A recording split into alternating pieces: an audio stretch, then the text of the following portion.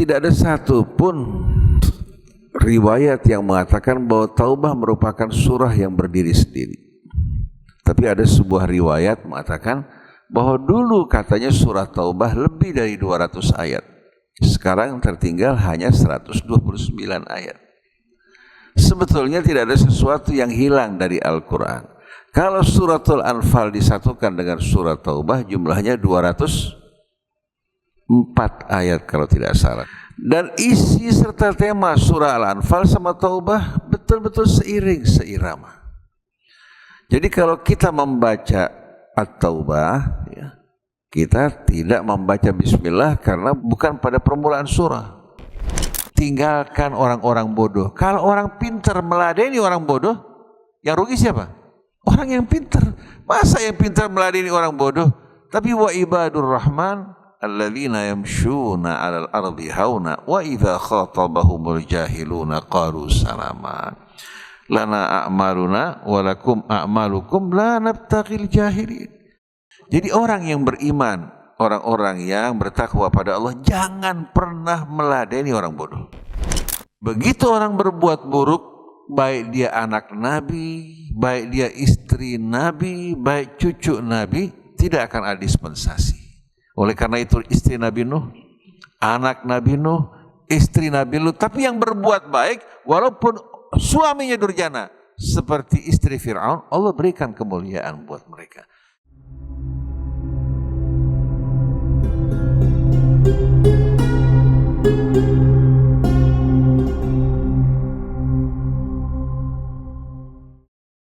Bismillahirrahmanirrahim. Alhamdulillahirabbil alamin. Allahumma shalli ala Muhammadin wa ali Muhammad. Assalamualaikum ya Rasulullah. Assalamu alayna wa ala ibadillah salihin. Wassalamualaikum warahmatullahi wabarakatuh. Alhamdulillah wa syukurillah, kita memasuki bulan Ar-Rabi' Al-Awwal, bulan musim semi pertama. Dalam bulan musim semi, ketika aroma bunga mulai terasa, tercium, dan mulai kita saksikan suasana berubah. Yang tadinya dalam keadaan panas, terik, mulai suasana sejuk dan aroma bunga yang semerbak. Pada waktu tersebut Nabi kita Muhammad sallallahu alaihi wasallam dilahirkan. Mudah-mudahan kita semua dapat mencium aroma tersebut, meresapinya, menghayatinya, yang dapat mengharumkan kehidupan kita semua, keluarga kita, dengan meneladani Nabiur Rahmah, Nabi kita Muhammad sallallahu alaihi wasallam. Nah, dalam kesempatan ini saya tidak akan berceramah, tapi buka sesi tanya jawab biar lebih segar sedikit dan tidak lama ya. Jadi bapak-bapak, ibu-ibu insya Allah tidak tertahan lama karena sudah pukul 6:04. Nah, siapa yang ingin memulai dialog kita?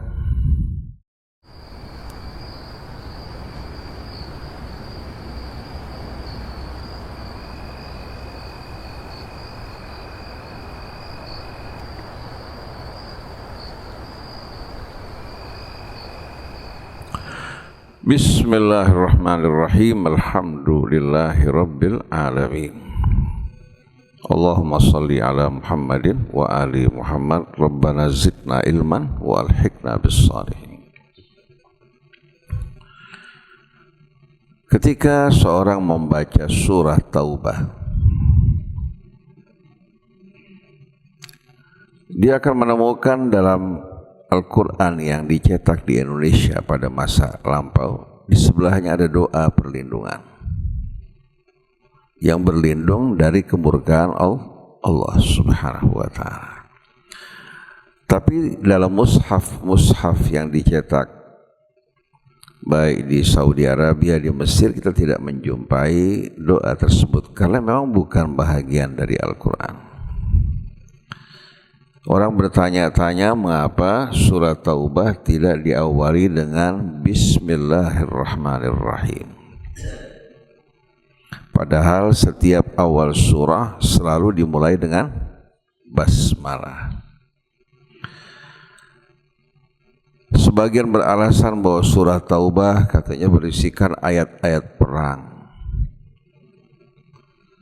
Kalau kita membaca surah-surah Al-Quran yang lain, kita akan temukan dalam surah Muhammad terdapat ayat-ayat yang berisikan juga apa? Perintah untuk berperang, bahkan memenggal kepala orang. Pada saat berhadapan dengan musuh, terdapat kecaman laknat terhadap orang-orang munafik. Jadi alasannya tidak dapat diterima sama sekali. Tapi alasan yang tepat bahwa Al-Quran ini bukan hanya ayatnya yang disusun oleh apa?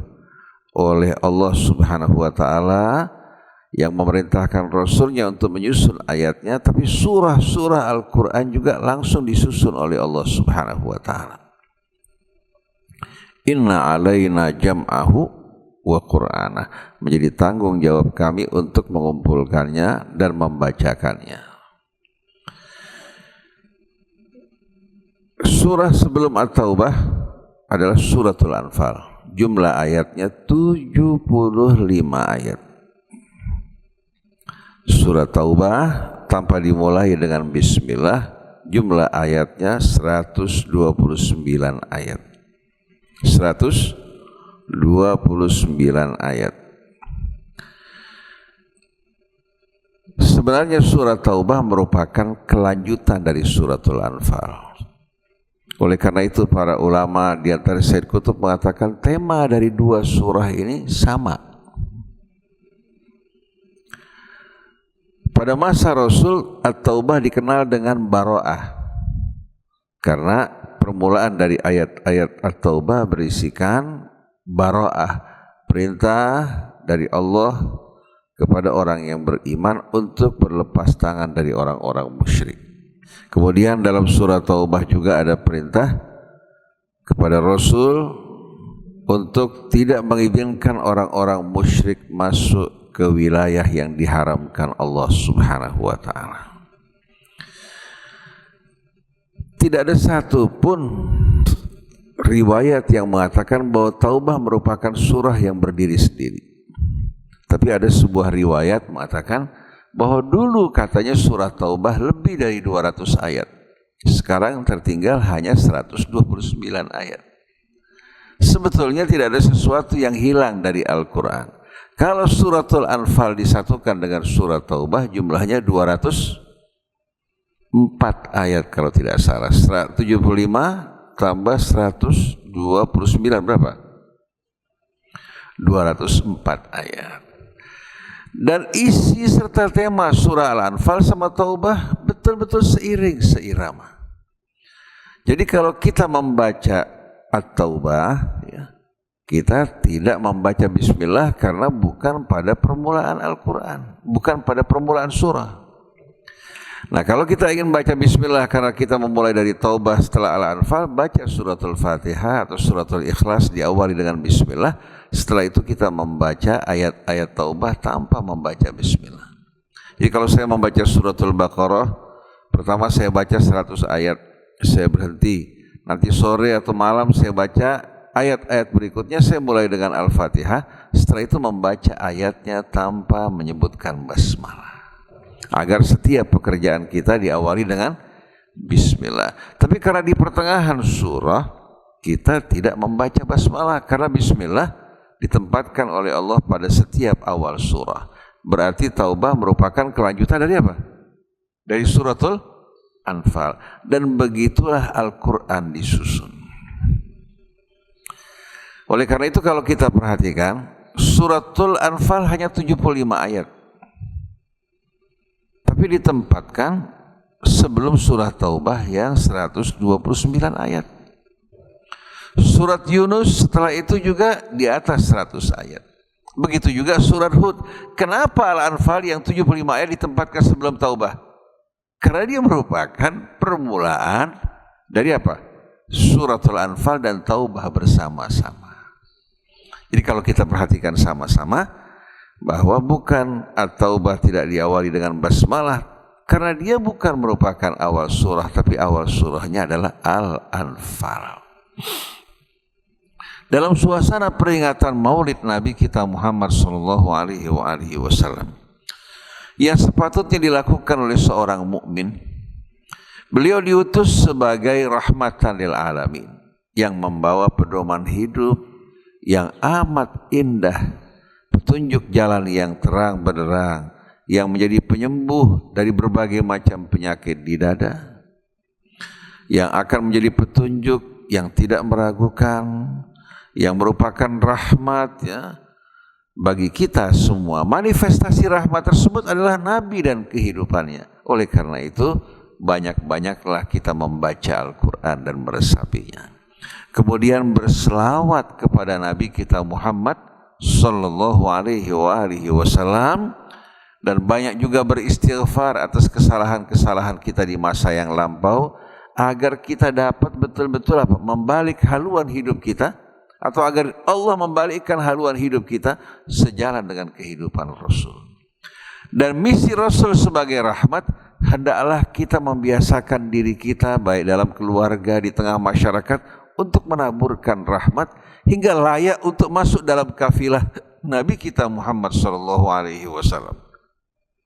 Karena walaupun kita hafal Al-Quran, kita membacanya, kita juga berselawat kepada Rasul, tapi hidup kita tidak mencerminkan rahmat, malah menimbulkan gangguan, membolimi keluarga kita, masyarakat kita. Kita juga melakukan berbagai macam kejahatan terhadap bangsa dan negara. Diberikan jabatan, dia berkhianat.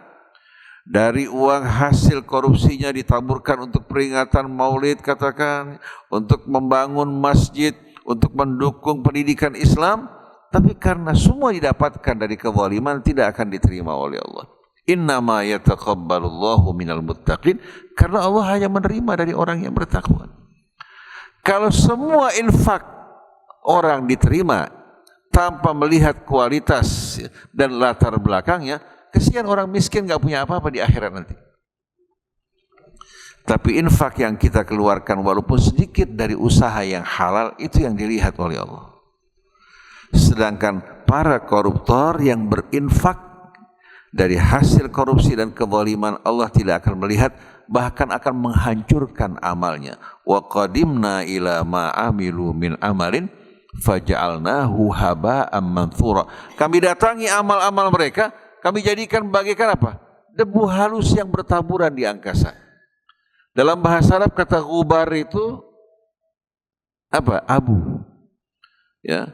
Yang tertiup oleh angin dikatakan ghubar. Ada lagi yang lebih halus dari ghubar, itu haba.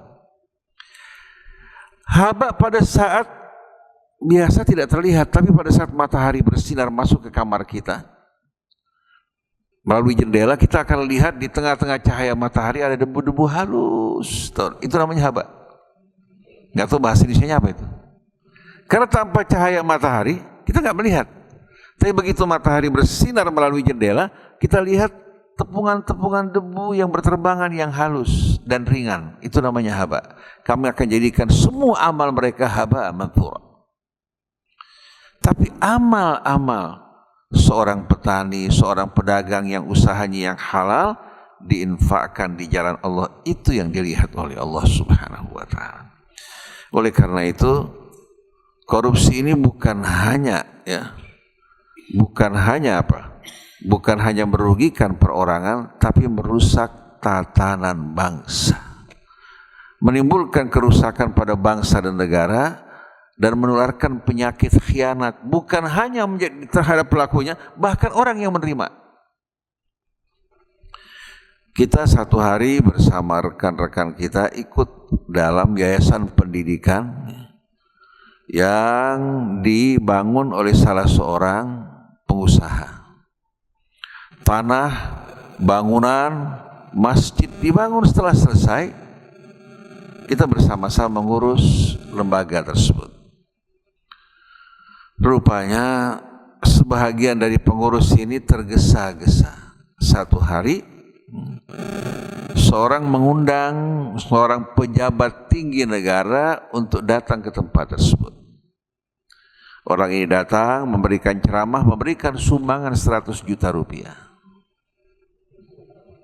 Ketika saya dengar terima sumbangan dari pejabat tersebut, saya bilang tidak lama lagi akan hancur. Subhanallah, setelah menerima sumbangan 100 juta yang tidak berarti ini, Allah kasih subhanallah pengurus satu sama lain saling bertentangan sampai akhirnya sekolahnya dikontrakkan kepada apa? Kepada pemilik sekolah yang lain. Oleh karena itu yang haram, yang busuk tidak akan membawa kebaikan walaupun jumlahnya banyak. Allah berfirman dalam surat Al-Maidah, "Qul la yastawil khabithu wat thayyib walau a'jabaka kathratul khabith." Katakan tidak akan sama yang busuk dan yang baik walaupun jumlah yang busuk begitu banyak. Fattaqullaha ya ulil albab, bertakwalah kalian kepada Allah wahai orang-orang yang berakal dan bijak, la'allakum tuflihun, agar kalian beruntung dan sukses. Jangan capek-capek kita bekerja, kita berinfak dalam jumlah besar, sampai di akhirat tahu-tahu apa? Semua amal-amal kebaikan yang kita lakukan justru apa? Dihancurkan oleh Allah Subhanahu wa taala, ditaburkan bagaikan tepungan-tepungan debu yang halus.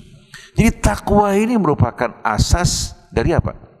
Dari diterimanya amal kita semuanya. Jadi membaca Al-Quran, berselawat, beristighfar, dan banyak-banyaklah berbuat kebaikan. Hentikan perbuatan-perbuatan aniaya. Insya Allah kita akan masuk dalam kafilah Nabi kita Muhammad Sallallahu Alaihi Wasallam.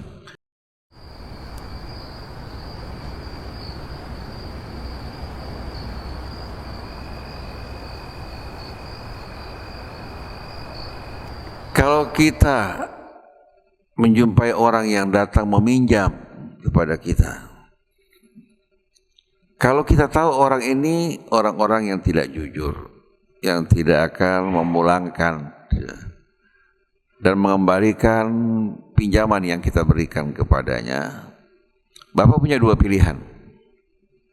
Satu, memberikan sesuai dengan kebutuhannya karena melihat kondisi keadaan yang susah, atau Bapak sedekah dengan sebahagiannya. Kamu nggak usah pinjam, saya nggak punya sejumlah yang kamu ingin, saya berikan kamu hadiah ini. Jadi apa yang kita lakukan, di samping meringankan dia, tidak akan menyakitkan kita. Apalagi kalau kita tahu dia orang yang tidak mampu, tidak punya juga kekayaan untuk mengembalikan pinjamannya. Daripada membuat dia menggunakan janji-janji palsu, kalau kita mampu punya kelebihan, berikan semua kebutuhannya. Kalau tidak, kita berikan sebahagian. Kamu tidak perlu pinjam. Jadi tidak menjadi beban buat kamu. Memang kasus ini, kasus yang betul-betul apa? Menjadi ujian buat kita semua. Ketika saya masuk kuliah syariah tahun 79 di Al-Azhar. Ini kan kuliah syariah. Saya ketemu seorang pemuda Somal, baik, rapi. Dia mengatakan, Syekh Hussein, berikan saya pinjaman untuk beli buku muqarrar, mata pelajaran. Saya kasih pinjaman. Subhanallah, semenjak dia meminjam, dia berusaha mengelak kalau ketemu saya. Seminggu, 2 minggu, sebulan. Saya sedih bukan karena uang yang saya pinjamkan. Saya sudah niat di hati mau mengikhlaskan. Tapi seorang pelajar di Al-Azhar mempelajari kuliah syariah, begini mentalnya, kira-kira berbahaya enggak? Saya niat, berapa hari kemudian saya bilang, udah saya ikhlaskan. Tapi dia seolah-olah tidak kenal sama sekali. Dari jauh kalau melihat saya, pura-pura tidak kenal.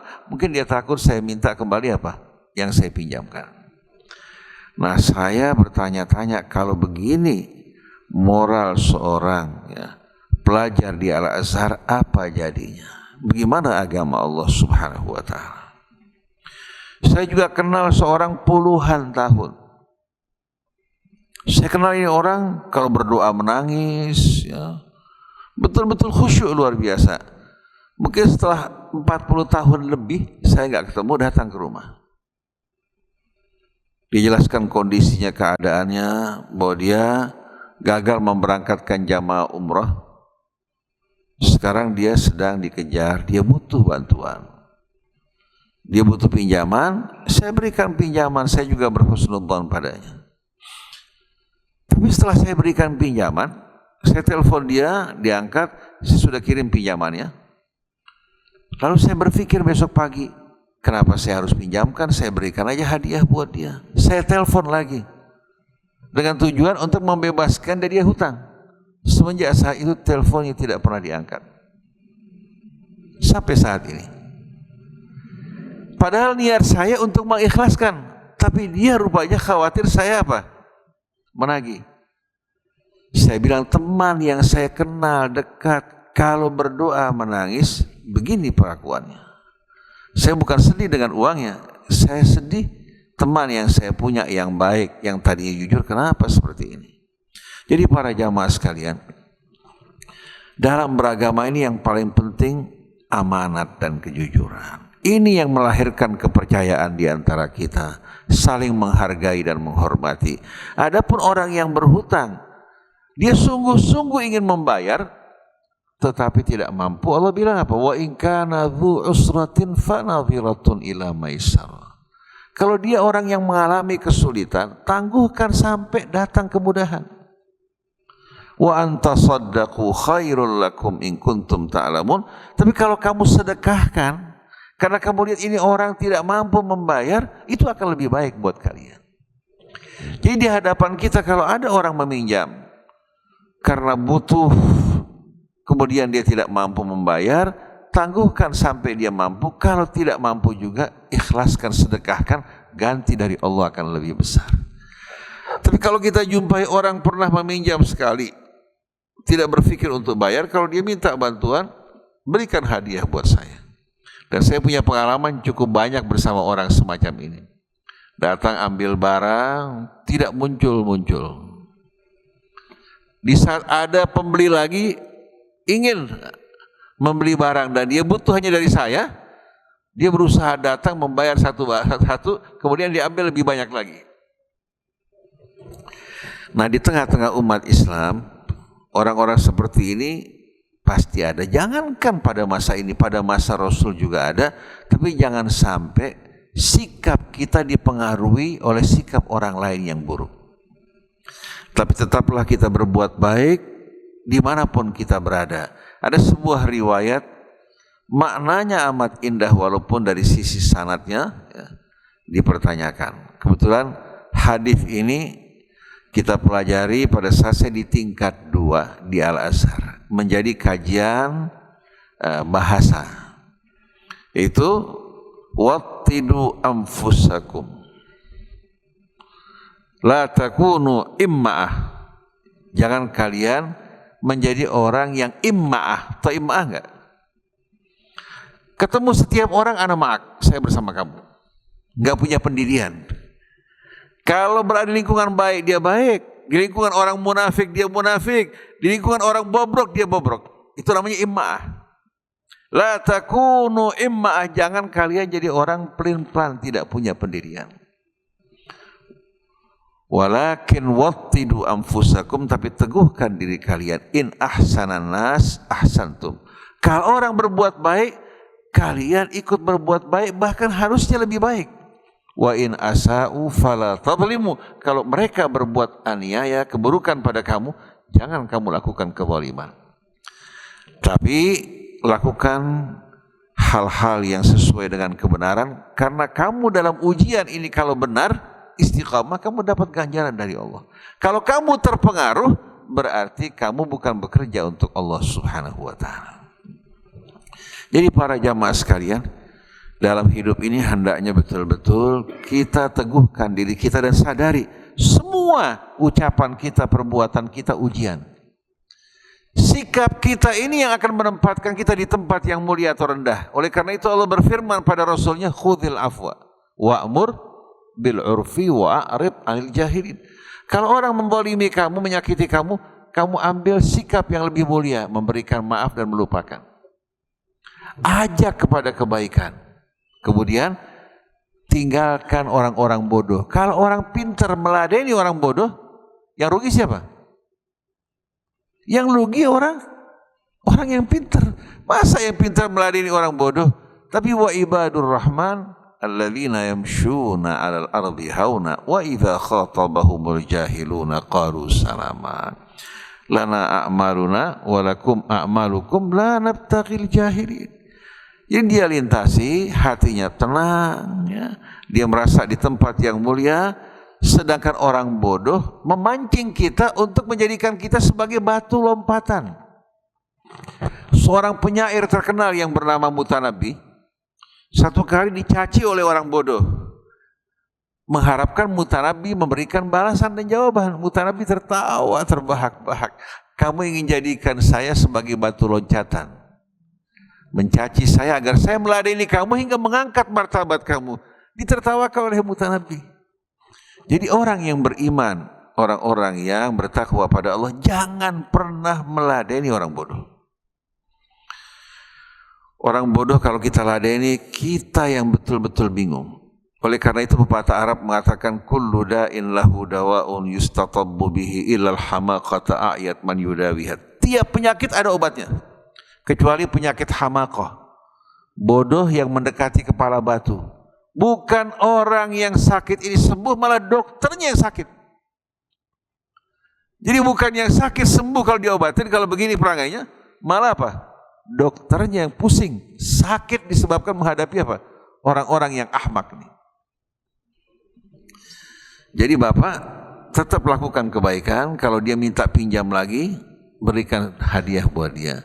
Gak usah meminjam. Kalau kamu minjam nanti akhirnya kamu tidak bayar, saya punya hati sakit, timbul hal yang tidak baik. Saya ingin berbuat baik, ini hadiah dari saya buat kamu. Nah, sebagai penutup, banyak orang beranggapan Allah akan melakukan dispensasi atau melakukan tindakan diskriminatif. Orang-orang dari kalangan istimewa yang berdarah biru, padahal darah biru itu beracun. Kalau darah warnanya biru beracun. Orang-orang dari kalangan berdarah biru, kalangan-kalangan ningrat, kalangan orang-orang besar, kalangan habaib, ya. Dulu ahli kitab beranggapan mereka anak-anak kesayangan Allah, berbuat apapun mereka tidak akan dihukum. Nahnu abna'ullah wa ahibba'u. Allah menjawab, qul falima yu'adzibukum bidzunubikum. Kalau kalian anak kesayangan Allah, kenapa disiksa oleh Allah dengan dosa kalian? Sebagian jadi monyet, sebagian jadi babi. Hina enggak? Maka Allah tegaskan, laisa bi amaniyikum, tidak sesuai dengan angan-angan kalian. Man ya'mal su'an yujzabih, orang yang berbuat buruk akan dibalas sesuai dengan perbuatannya. Wala yajid lahu min dunillahi waliyan wala nasira. Dia tidak akan menjumpai pelindung, penolong yang akan kuasa menolong dirinya. Siapapun yang berbuat buruk, tidak ada seorang yang bisa menolong dia. Dia akan terima balasannya kecuali dia bertaubat, mengembalikan hak orang lain yang diambil, atau orang lain tersebut mengikhlaskan. Orang di akhirat nanti tidak seperti di dunia. Di dunia orang gak hitung-hitungan, udah saya ikhlaskan. Kalau di akhirat dia butuh amal. Dia mesti bayar utang sama orang kalau dia pernah berbuat salah. Betul gak? Jadi pada saat itu orang amat berhitung betul-betul. Kecuali orang-orang yang berjiwa besar di dunia mengikhlaskan semua kesalahan orang lain dengan harapan balasan dari Allah yang lebih baik. Jadi begitu orang berbuat buruk, baik dia anak Nabi, baik dia istri Nabi, baik cucu Nabi, tidak akan ada dispensasi. Oleh karena itu istri Nabi Nuh, anak Nabi Nuh, istri Nabi Lut, tapi yang berbuat baik walaupun suaminya durjana seperti istri Fir'aun, Allah berikan kemuliaan buat mereka. Jadi bapak-bapak, ibu-ibu sekalian, punya kesempatan untuk berlomba. Dan tahu tidak, kalau seorang Habib, seorang Syarifah beramal dengan bapak dan ibu yang bukan Sayyid dan Syarifah, amalnya sama, siapa yang lebih tinggi derajatnya? Siapa kira-kira lebih sedikit? Amalnya, akhlaknya sama, maka yang bukan Sayyid, yang bukan Syarifah lebih tinggi, karena dia tidak punya hubungan darah dengan Rasul. Tapi ternyata dia bisa beramal, berakhlak dengan motivasi yang lebih rendah. Karena Habib dan Syarifah motivasinya lebih tinggi kan? Seharusnya dia yang terdepan. Kalau amalnya sama dengan orang lain, maka orang lain lebih mulia daripadanya. Kalau amalnya lebih buruk, maka lebih mengerikan lagi. Dia akan terkena hukuman 2 kali lipat atas dosanya. Jadi bukan kebanggaan, tapi tanggung jawab. Nasab mulia, motivasi, amanat, dan tanggung jawab. Oleh karena itu, orang yang beriman pasti akan merasa khawatir terhadap hisab di hari kemudian nanti. Oleh karena itu Imam Ali ketika dipuji oleh seseorang, dia mengatakan, Allahumma innaka a'lamu bi khairam minni. Engkau lebih tahu tentang saya lebih baik daripada saya sendiri. Kemudian apa? Wa ana a'lamu bi nafsi khairam minhum. Saya lebih tahu tentang diri saya lebih baik dibandingkan mereka. Faghfir lima la ya'lamun, ya Allah ampuni dosa-dosaku pada apa yang mereka tidak tahu. Waj'alni khairam mimma yadhunnun, jadikan aku lebih baik daripada dugaan mereka. Kita setiap orang kan punya kekurangan. Di saat orang memuji seseorang, dia hanya menyebutkan kebaikannya, tapi kekurangan orang tersebut kan enggak disebutkan.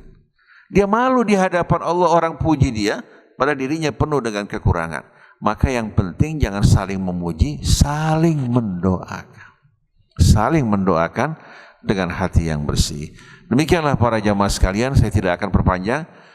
Alhamdulillah sudah duduk dari mulai subuh sampai sekarang ini, pahalanya luar biasa buat Bapak Ibu nih. Mudah-mudahan Allah terima, Allah lipat gandakan, Allah murahkan balasannya, dan tempatkan, gabungkan bersama kafilah Nabi kita Muhammad sallallahu alaihi wasallam. Subhanakallahumma wa bihamdik, asyhadu an la ilaha illa anta astaghfiruka wa atubu ilaik, wal afu minkum. Wassalamualaikum warahmatullahi wabarakatuh.